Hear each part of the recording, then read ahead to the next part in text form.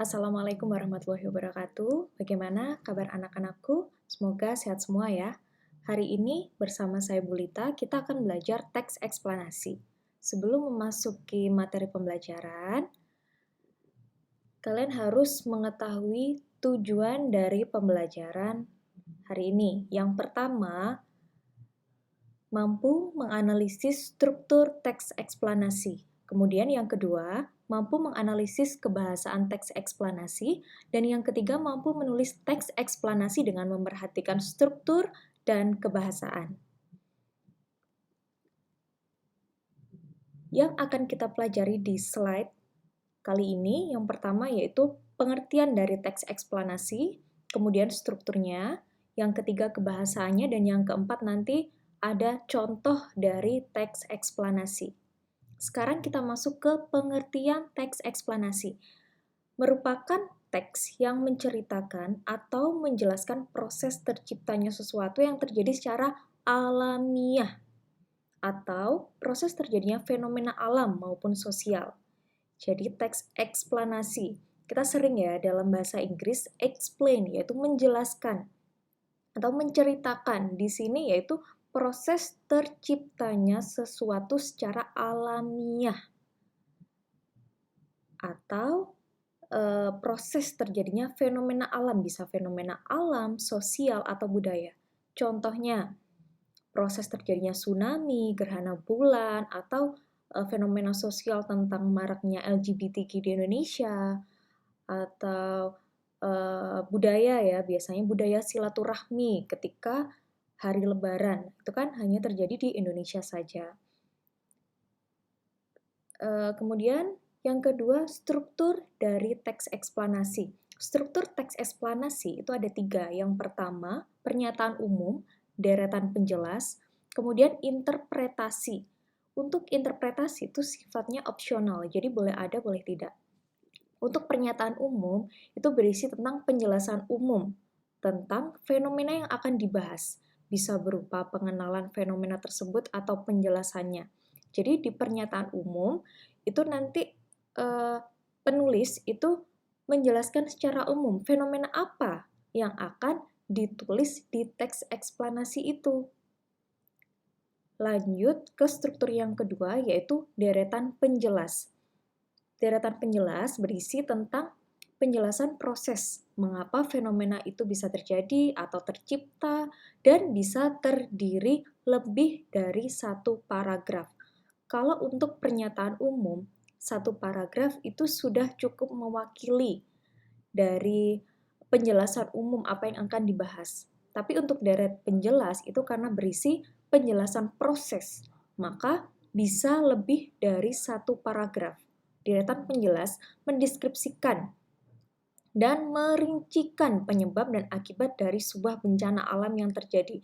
Jadi di deretan penjelas itu benar-benar menjelaskan proses terjadinya atau kenapa itu kok bisa terjadi. Nah, itu dijelaskan di deretan penjelas. Kemudian untuk struktur yang ketiga itu interpretasi, itu sifatnya opsional ya. Artinya boleh ada, boleh tidak. Nah, interpretasi itu merupakan teks penutup, bukan keharusan ya, karena bersifat opsional. Teks penutup yang dimaksud adalah teks yang merupakan intisari atau kesimpulan dari pernyataan umum dan deretan penjelas. Opsionalnya dapat berupa tanggapan maupun pengambilan kesimpulan atas pernyataan yang ada dalam teks tersebut. Jadi, di interpretasi itu bisa tanggapan dari penulis. Berdasarkan apa? Berdasarkan deretan penjelas yang sudah dijelaskan tadi. Kemudian kita masuk ke kebahasaan teks eksplanasi. Kebahasaan teks eksplanasi itu ada 4. Yang pertama, jadi ciri kebahasaannya yang pertama itu fokus pada hal umum atau generik, bukan partisipan manusia. Jadi non-human participants. Misalnya gempa bumi, banjir, hujan, dan udara. Jadi karena yang dibahas itu bukan tentang manusia, tentang hal-hal umum ya, itu jadi contohnya gempa bumi. Jadi kan di situ fokusnya tentang gempa bumi. Jadi biasanya itu tidak menggunakan kata ganti dia atau ia gitu. Kemudian Kebahasaan yang kedua, dimungkinkan menggunakan istilah ilmiah. Karena teks eksplanasi itu menjelaskan tentang proses terjadinya fenomena alam misalnya. Nah, di fenomena alam itu pasti akan menggunakan istilah-istilah ilmiah atau keilmuan. Kemudian yang ketiga, menggunakan konjungsi waktu dan kausal. Misalnya jika, bila, sehingga, sebelum, pertama, dan kemudian. Gitu. Kemudian yang keempat, menggunakan konjungsi atau kata penghubung yang bermakna kronologis, jadi urutan kejadian, seperti kemudian, lalu, setelah itu, dan seterusnya. Nah, ini di slide selanjutnya itu adalah contoh dari teks eksplanasi. Judulnya Pengamen Jalanan. Nah, di sini sudah saya analisis strukturnya. Di paragraf yang pertama itu berisi pernyataan umum. Jadi, paragraf pertama itu berisi tentang penjelasan umum apa yang akan dibahas di teks pengamen jalanan itu. Kemudian lanjut di paragraf 2, 3, dan 4, itu berisi deretan penjelas. Dan paragraf yang terakhir itu berisi interpretasi, meskipun sifatnya opsional, tapi saya harapkan nanti ketika kalian menulis teks eksplanasi, kalian tetap membuat interpretasinya ya. Nah, di interpretasi ini menanggapi keberadaan pengamen jalanan haruslah dilihat dari dua sisi.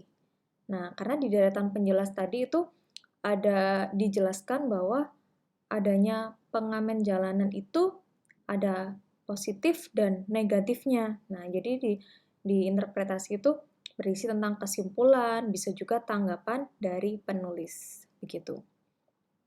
Semoga apa yang kita pelajari tentang teks eksplanasi bermanfaat dan semoga kalian juga paham tentang apa yang sudah saya jelaskan. Jika ada pertanyaan, bisa menghubungi saya via e-learning atau WhatsApp. Terima kasih. Orang bijak belajar ketika mereka bisa, orang bodoh belajar ketika mereka terpaksa. Wassalamualaikum warahmatullahi wabarakatuh.